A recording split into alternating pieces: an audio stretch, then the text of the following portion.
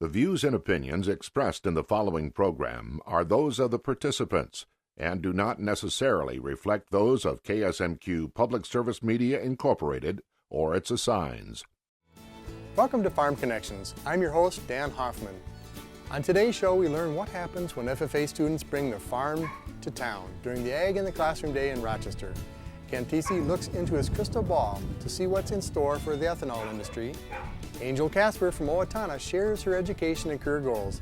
And we return to the Featherstone Farms near Rushford, this time to learn about solar energy. Stay with us, Farm Connections is next.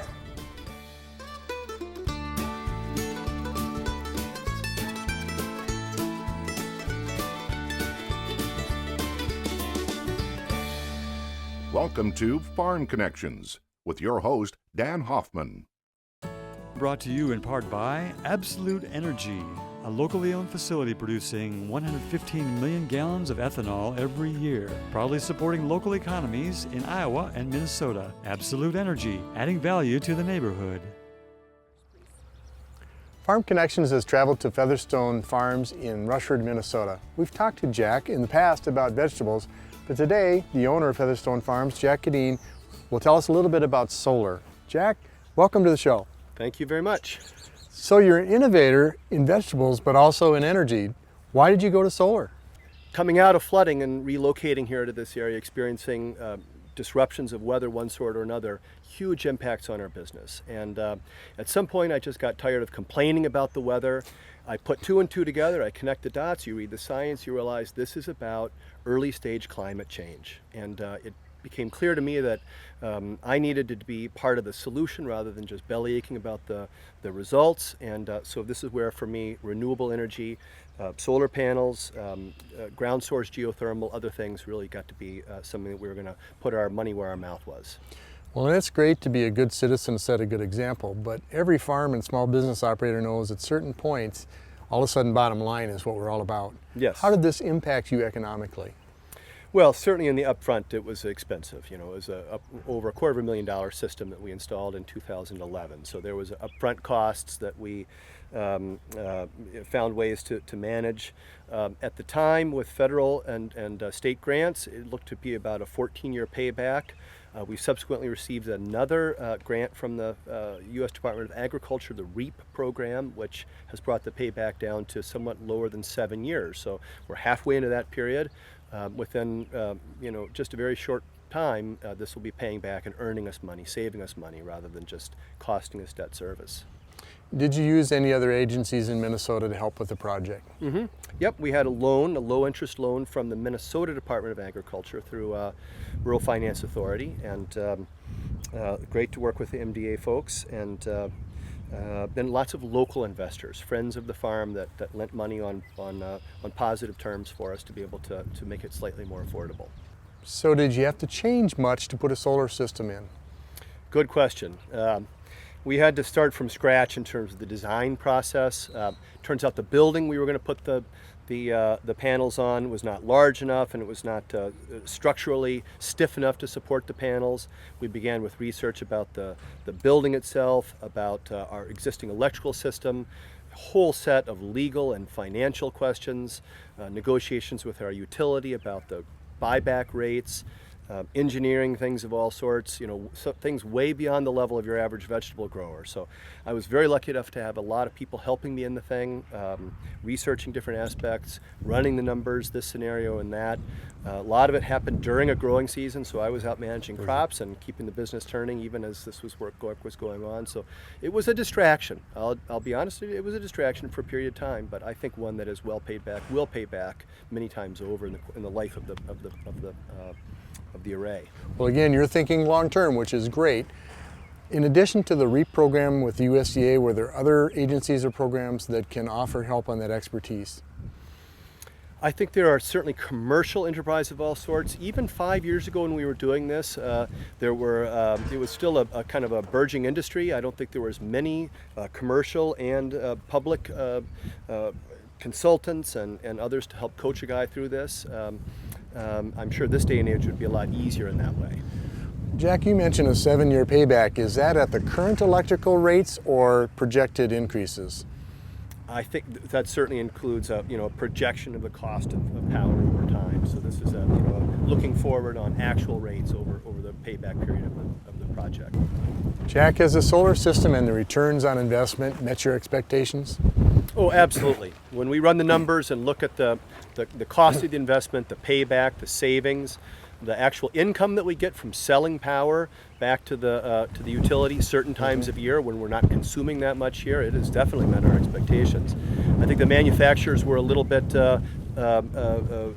projected a little bit on the downside in terms of the productive capacity. These are American-made panels, and they've produced every bit and as much or more than we had hoped that they would. Nice. And on a day when it's cloudy or there's snow, I'm sure our audience is going to want to know how to keep the lights on. Right. Well, we are a grid tie-in system here, so we're into the grid here when we're not storing power here in batteries in any way. So whatever we produce is consumed here or goes to the utility. If we're not producing a surplus, then we buy back power from the utility. If we're producing a surplus, we sell it to the utility. Jack, thanks so much for sharing. Wonderful. My pleasure. Thanks again for your interest. Stay with us on Farm Connections when we speak to another expert on solar energy.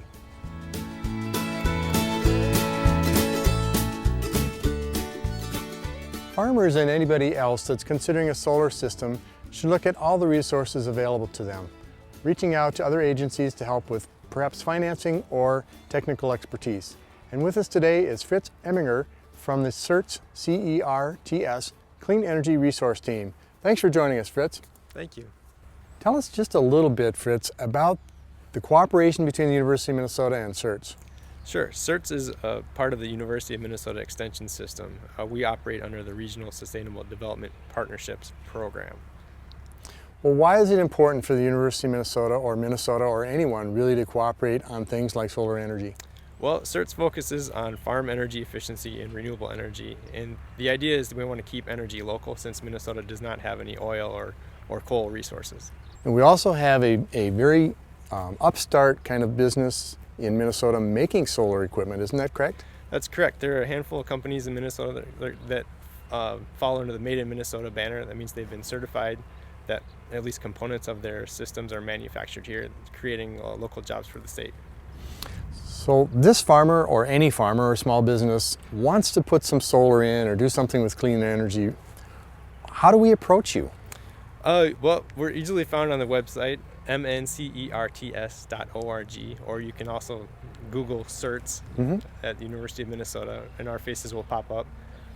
If you look at our website, we have a number of resources for people. Probably one of the better known resources is called Clean Energy Project Builder. So we help connect people that are interested in doing projects with engineers and businesses that actually install those products. Well, we had a great time at the Zimmerman Poultry Farm or Turkey Farm near Northford, Minnesota, about 2 years ago with Farm Connections, and we looked at saving energy using LEDs or light emitting diodes in the lighting system. And of course, that was then talked about as the most important part is reducing first. Correct. But then the next phase maybe is generating our own? That's right. For every dollar you invest in energy efficiency, you save about $3 to $5 on some kind of renewable energy system, whether that's wind or solar photovoltaics. Photovoltaic? Tell us more. Sure. So there are two kinds of solar energy. There's solar thermal and solar photovoltaic. And solar photovoltaic is better known as solar PV, is what creates kilowatt hours or electricity. Solar thermal is basically what offsets heating needs. And the system behind us is a PV. That's correct. It's a 38.4 direct current kilowatt system. What other things besides just kilowatts and PV versus thermal does a farmer or a small business need to look at when looking at a system? First step would be to look at the actual site and do a solar site assessment. That means basically the farmer's considering what their hourly radiation is in a specific area. For the unit behind us, they have a really excellent rating. If you take a panorama of the area, there's no tree cover, there's no shade, so it actually has about a 91% solar site suitability, which is excellent. What happens when the sun doesn't shine? Your solar system doesn't make much energy, frankly. It is an intermittent system. Today, it's as you can see, it's a fairly sunny day right now. But you can get kilowatt hour production on a partly cloudy day or with gray cover. The rule of thumb is generally if you have to wear sunglasses when you're driving and it might be a little bit gray, you're going to have some kilowatt hour production, but it is an intermittent system. Well, how do we compensate for that? Do the lights just go out because the sun's not out? No, in this instance with Jack Hedin's installation, he is grid tied, meaning that he is reliant on Tri-County Rural Electric Cooperative for 24 hours of solar energy. So Tri-County effectively serves as his battery backup. What about batteries in solar systems? Well, you can use batteries in solar systems very effectively. If you want to have an off-grid system, you want to have a very specific analysis of what your energy consumption is, meaning you're counting lights, the number of hours the lights are on, the number of fans that you have, how you use your energy on a daily basis, and then you can design an off-grid system with the right battery package appropriately. There are also systems called multimodal systems that are designed with batteries and the grid combined with a solar PV array.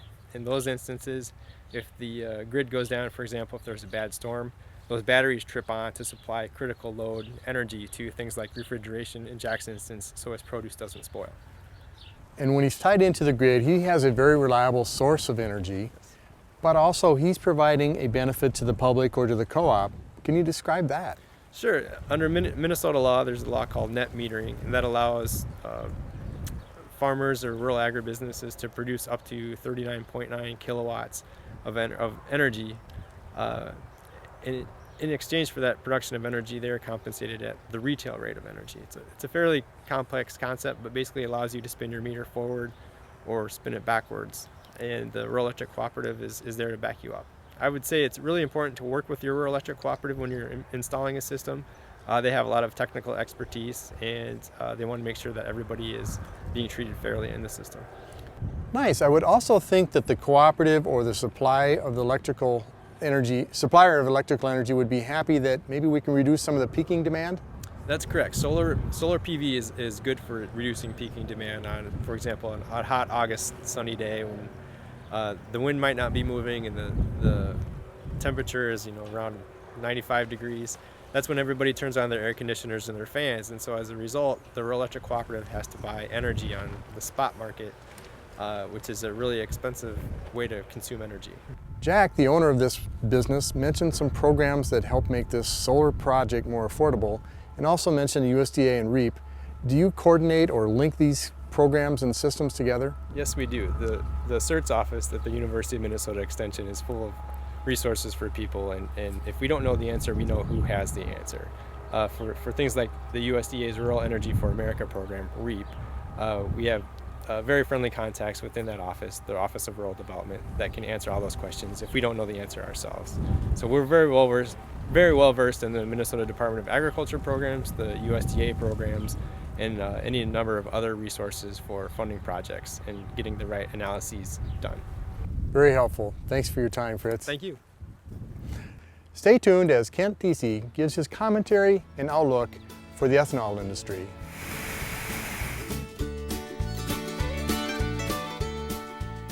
Thanks, Dan. Today I want to talk about the future outlook for the ethanol industry.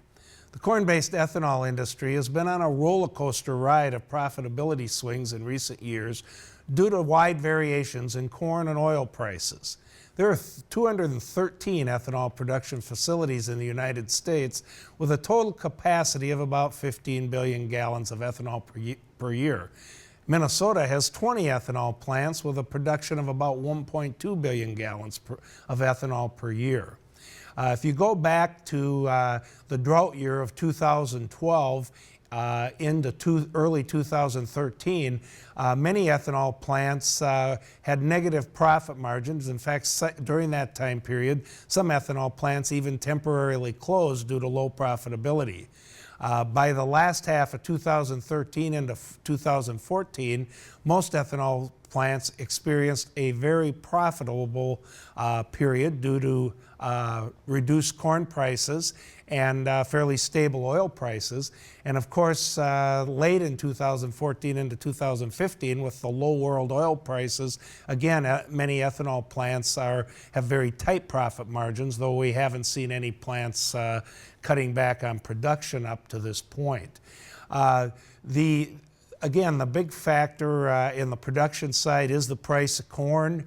As the price of corn goes, that's their main input cost, and of course on the output side, it's the cost of oil. The other income source for ethanol plants is dried distillers grains, which is a high quality feed source, and that again tends to go up and down in value along with the value of corn and soybean meal in the livestock feed market. As we look forward with ethanol production, besides profitability, the other big factor, of course, is the federal government. By legislation in 2007, EPA, the Environmental Protection Agency, was designated to set renewable fuel standards. Those standards allowed for 13.8 billion gallons of corn-based ethanol in 2013, which was scheduled to go to 14.4 billion in 2014. However, as of April of 2015, EPA has yet to upgrade those standards for either 2014 or 15. The corn-based ethanol industry in the U.S. is a mature industry that has created hundreds of jobs in rural communities and strengthened the rural economy in states such as Iowa and Minnesota. As long as ethanol plants are profitable, they'll continue to produce near capacity, providing renewable fuel to U.S. consumers and helping strengthen local corn prices. However, any future growth of the renewable fuels industry will depend on future world oil supplies and prices, as well as U.S. government policy related to renewable energy. I'm Kent Tesey, and we'll see you next time.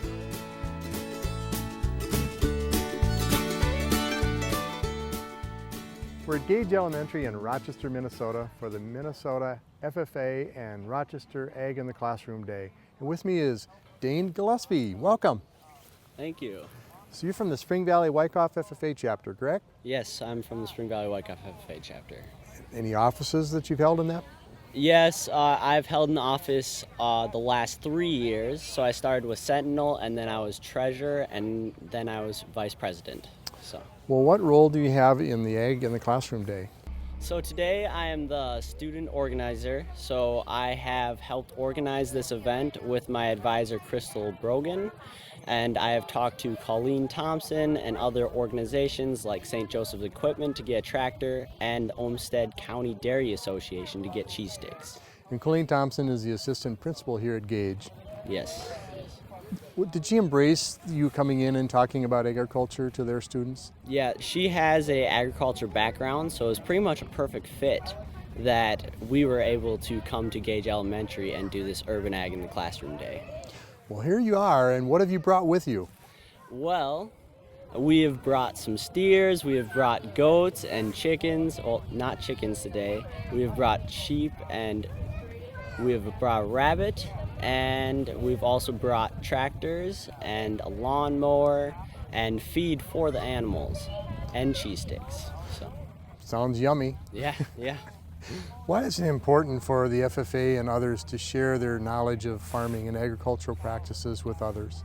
Well, it's important since we're an urban area that they don't have contact with agriculture all the time. So it's our job to inform them about what agriculture does for them and how agriculture affects their lives every day. So that's what we're doing today. Nice. What kind of questions do you get from the elementary students? A lot about what animal is this, what's its name, what does this animal do? Why do your FFA members and your colleagues embrace this idea? Why do they come and help you out, Dane? Well, we all have the same focus. So we want to teach these kids about agriculture and how it affects them every day. Why is that important? Because agriculture affects all of our lives all the time. Whether it's the clothes we wear, the food we eat, the soap that we wash ourselves with. What makes you passionate about agriculture? Why do you spend time, and this is volunteer time, why do you do this? Well, I live on a farm myself.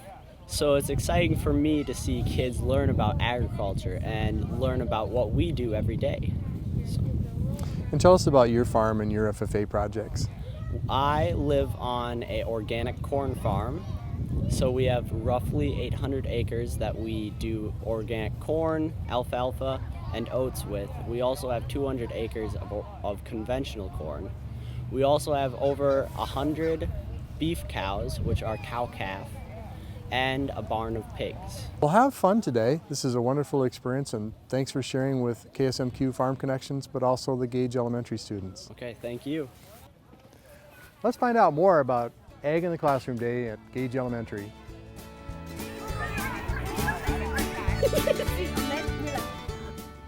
We're at Gage Elementary in Rochester, Minnesota for the Baby Animal Day and Urban Ag in the Classroom. And with me is Crystal Brogan from Spring Valley and Wyckoff. Yes, nice. Well, tell me about your FFA chapter. We are in Spring Valley, Minnesota. We have about 55 members, grades 7 through 12.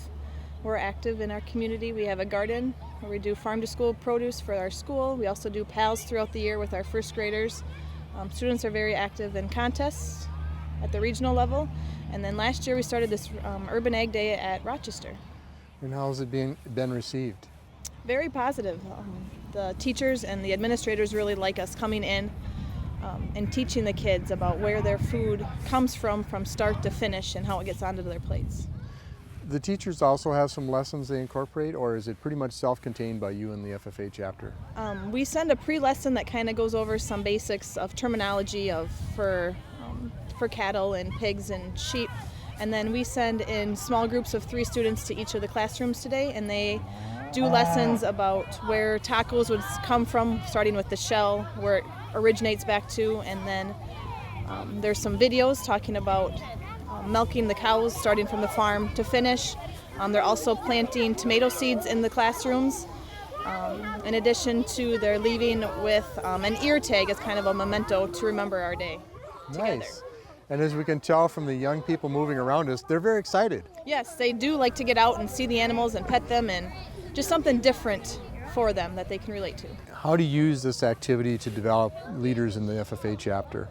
It's a great leadership tool. It gives the students a chance to talk about their own projects and to develop communication and to meet with different students, especially from different ethnic backgrounds, and just to build different connections. Can you tell me about the educational stations that are set up around the school today? See here, we have the tractors where they're able to talk about how the implements are used on the farm. We have a farmer with us today to talk what life is like on a farm and what a typical day might include.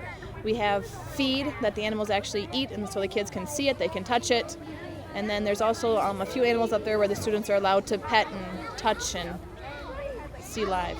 So Crystal, what do you hope that the elementary students go home and talk with their parents about tonight? I hope they go home and share what they learned. Like, the taco shell doesn't just come from the grocery store, their milk doesn't just come from the grocery store, that it does originate on a farm where it comes from wheat, it comes from a cow, and share their experiences and the animals and the different implements that they got to see today, and bring that back and share it with their parents, because more than likely their parents might not have any idea either. I'm guessing you're absolutely correct. Thank you, Crystal. Thank Wonderful you. opportunity. Yes, Appreciate thank it. Stay tuned for more on Farm Connections. Exploring career opportunities in agriculture. Ag 101. Funding for Ag 101 provided by the Ag Star Fund for Rural America. Hi, so we're here with Angel Casper from the Owatonna FFA chapter.